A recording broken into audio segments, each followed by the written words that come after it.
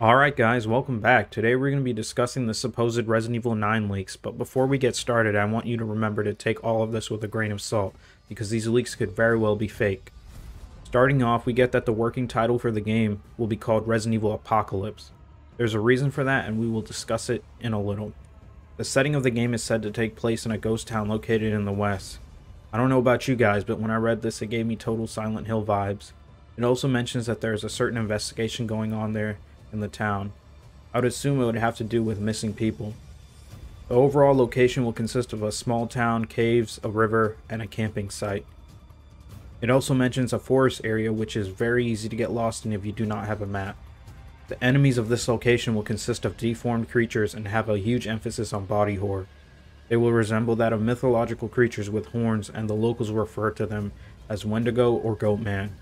The enemies will be able to mimic human voices and could even transform into so-called friendly NPCs. They are able to perfectly mimic human voices, and the player will be forced to look at their behavior to decipher whether they are enemies or not. These monsters are able to get close to the player if the player didn't witness their deaths. This is worded a bit weird, but I assume people will be getting murdered in this town, and it's alluding to the fact that we won't know if they're actual town people or monsters because we never saw or witnessed their deaths, or at least were aware of it. When in the forest area, you will hear sounds of footsteps walking behind you, but when you turn around, it's a gamble of whether or not the creature will be behind you. In my opinion, all of this information so far sounds both awesome and terrifying. The fact that they are based on these mythological creatures is really cool.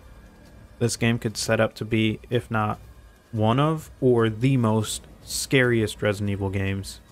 Also, don't be alarmed about the mythological creatures part. I can guarantee you, if this is true, these BOWs will have proper explanations just like they did in Resident Evil Village. The enemies were not actually supernatural or mythological creatures in Village. I mention this because you'll be surprised how many people to this day actually believe that Resident Evil went so-called supernatural, and how it isn't Resident Evil anymore. Players will also be able to force certain doors open, lock them, barricade, and will also be able to use breakable melee weapons. One of the early bosses of the game will be called the Barghest, and it's described as a giant black dog with a twist, but it's less intelligent compared to other monsters.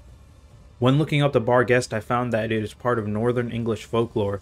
It is described as a monstrous black dog with large teeth and claws. With further research, it was described as a monstrous goblin dog. One of the main antagonists will be a woman named Glystig by the locals. She's described to have a beautiful design with green and gold ornaments and a morning green gown. It sounds almost similar to the outfit that Miranda wears in Resident Evil Village, to me at least. When looking up Glystig, it is said that it is a spirit from Scottish mythology. Known as the Green Maiden, it can take the form of a beautiful woman, oftentimes one of that a male victim knows. It can also take the form of a monstrous half-goat. The player will receive help from a woman named Hulder, and she will serve as your guide through the forest, tell you the history of the town once you show her treasures and key items you find. When researching for Hulder, I found that it was rooted in Scandinavian folklore. They are said to be beautiful, seductive forest creatures. The name Hulder translates to cover or secret, and that is because they try to hide their true nature from people. Another description says that Hulders are beautiful elf-like women who were harmful in their interactions with human men. She also teaches the player how to make herb combinations. In this game, there will be 7 herb types and can all be combined with each other for various effects. The monsters fear this woman just as they fear and respect Glystig and will not come close to her. This will serve as an explanation as to why the monsters won't enter the safe rooms. If we go based off the Hulder folklore, it could be a hint that maybe Hulder may act as a friendly guide but turn out to be something more sinister and perhaps an antagonist later on in the game. The Hulder clearly also is very similar to the Merchant of Village, as he acts too as your guide and somewhat companion through it all. The final details state that the plot of the game will have to do with the 9th moon phase, and the nickname Apocalypse comes from that idea. The moon serves as the game's symbol and will probably appear on a logo.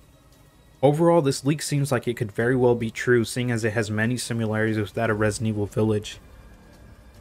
Are you a fan of the direction that they're taking with Resident Evil 9? What do you want to see return from Resident Evil 8 or other past Resident Evils? How do you feel about the enemies, the bosses, and location of Resident Evil 9?